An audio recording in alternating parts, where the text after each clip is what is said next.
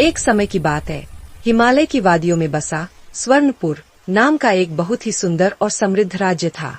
वहाँ के राजा विक्रम अपनी वीरता के लिए और रानी सुलक्षणा अपनी दयालुता के लिए दूर दूर तक प्रसिद्ध थे।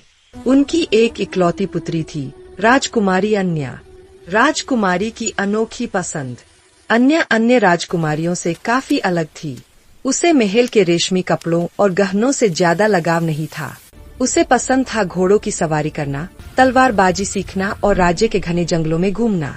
राजा विक्रम अपनी बेटी के इस साहसी स्वभाव से बहुत खुश थे, लेकिन रानी अक्सर उसकी सुरक्षा को लेकर चिंतित रहती थीं। राज्य पर आया संकट। एक बार स्वर्णपुर पर पड़ोसी राज्य के एक दुष्ट सेनापति ने धोखे से हमला कर दिया। राजा विक्रम अपनी सेना के साथ सीमा पर युद्ध लड़ने चले गए, लेकिन पीछे से कुछ दुश्मनों ने महल को घेर लिया। महल के सैनिक कम थे और डर का माहौल बन गया था। जब राजकुमारी अन्या ने देखा कि महल खतरे में है, तो उसने घबराने के बजाय अपनी तलवार उठाई। उसने महल की महिला रक्षकों और बचे हुए सैनिकों को इकट्ठा किया।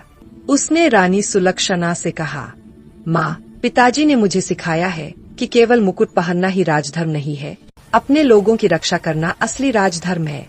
आज मैं पीछे नहीं हटूंगी। राजकुमारी ने एक गुप्त रास्ते से सैनिकों को बाहर निकाला और दुश्मनों पर पीछे से हमला कर दिया। उसकी फुर्ती और साहस देखकर दुश्मन सेना हक्की बक्की रह गई। उन्हें लगा ही नहीं था कि कोई राजकुमारी इस तरह रणभूमि में उतर सकती है। कुछ ही घंटों में राजकुमारी और उसकी छोटी सी टुकड़ी ने दुश्मनों को खदेड़ दिया। जब राजा विक्रम युद्ध जीत कर लौटे, तो उन्हें पता चला कि उनकी अनुपस्थिति में उनकी बेटी ने महल की रक्षा की है। राजा ने पूरे राज्य के सामने घोषणा की, आज से अन्या केवल राजकुमारी नहीं, बल्कि स्वर्णपुर की भावी उत्तराधिकारी और प्रधान सेनापति होगी। रानी सुलक्षणा की आंखों में गर्व के आंसू थे। पूरे स्वर्णपुर में दीप जलाए गए और राजकुमारी अन्या की वीरता की कहानियां लोक गीतों का हिस्सा बन गईं। ऐसी और स्टोरी के लिए लाइक और सब्सक्राइब करें।